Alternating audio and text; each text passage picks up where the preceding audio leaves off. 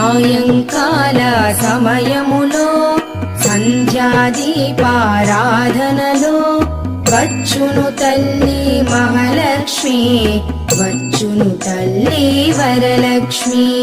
కాళ్లకు గజ్జెలు కట్టింది, మెడలో హారము వేసింది, పిలచిన వెంటనే పలికింది, అడిగినదంతా ఇచ్చింది.